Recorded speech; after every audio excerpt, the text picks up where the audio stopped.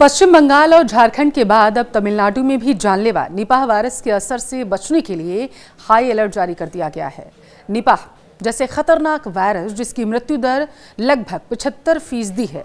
विशेषज्ञों का कहना है कि गंभीर स्थिति में इसकी मृत्यु दर 100% तक भी पहुंच सकती है और इस जानलेवा वायरस की जितनी जल्दी पहचान कर ली जाए उतना ज़्यादा बेहतर है। इसलिए कई राज्यों में हाई अलर्ट सरकार की तरफ से जारी कर दिया गया। आइए जानते हैं कि निपाह वायरस कैसे फैलता है। नमस्कार, आपके साथ मैं पल्लवी रविंद्र सिंह। देखिए, जानलेवा निपाह वायरस की सबसे बड़ी बात यह है कि यह वायरस इसके कारक से तो फैलता है ही, इसके साथ ही कोरोना वायरस की तरह यह वायरस संपर्क से भी फैलता है।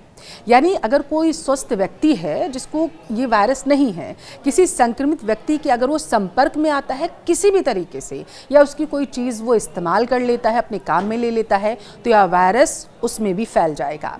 पश्चिम बंगाल में जो शुरुआती मामले 2 नर्सों के संक्रमण के सामने आए थे, उनमें से पुरुष की हालत अब काफ़ी बेहतर बताई जा रही है, लेकिन महिला की हालत अभी भी ज्यों की तस बनी हुई है और इनके संपर्क में आए लगभग 120 से ज़्यादा लोगों को आइसोलेशन में रख लिया गया है, होम आइसोलेशन में। इनमें उनके परिजन भी शामिल हैं, दोस्त भी शामिल हो, जहां वो कार्य कर रहे थे क्योंकि दोनों नर्स थे वो भी शामिल हैं।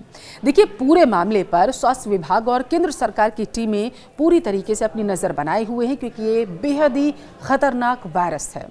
स्वास्थ्य अधिकारियों का कहना है कि कांटेक्ट ट्रेसिंग अभी भी की जा रही है। यह संख्या आगे भी और भी ज़्यादा बढ़ सकती है क्योंकि जो 120 मामले सामने आए हैं, जो इन 2 व्यक्तियों से संपर्क में थे, जो 120 लोग हैं वो भी किसी के संपर्क में रहे होंगे और यही वजह है कि सबको सलाह दी जा रही है कि अपना ध्यान रखें।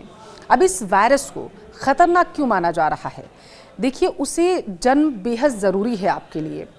निपाह वायरस से मौत की दर 40 से 75% तक मानी जा रही है। अभी तक इस वायरस की कोई पक्की ना तो दवा है और ना ही वैक्सीन बन पाई है।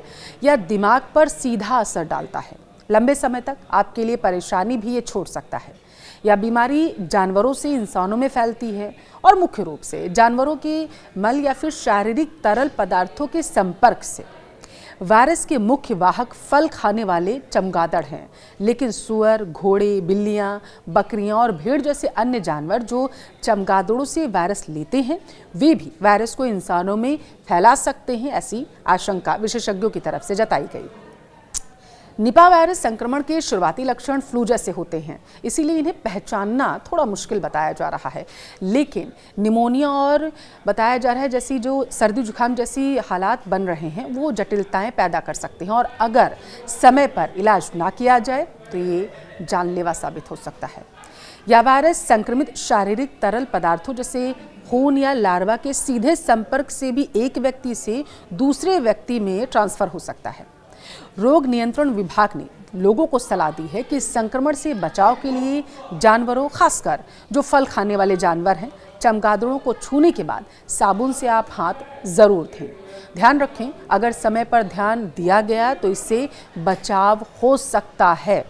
अगर आपको ऐसे लक्षण महसूस होते हैं जो निपाह वायरस के संक्रमण का संकेत आपको दे रहे हो, तो किसी भी इंटरनल मेडिसिन डॉक्टर से आप सलाह ले सकते हैं। तुरंत दिखाएं, खासकर अगर आप किसी ऐसे इलाके में रह रहे हैं जहां निपाह वायरस का एक भी संक्रमित मरीज मिला है या संक्रमण वहां पर पाया गया है, संक्रमित जानवर पाए गए हैं जैसे चमगादड़ या सुअर, या संक्रमित व्यक्तियों के आप अगर संपर्क में आए हैं, तो प्रारंभिक जो इसका निदान है और सहायक देखभाल से ठीक होने की संभावना बढ़ सकती है और लक्षणों को ज़्यादा प्रभावी ढंग से प्रबंधित करने में मदद भी यहाँ पर मिलती हुई नजर आ रही है।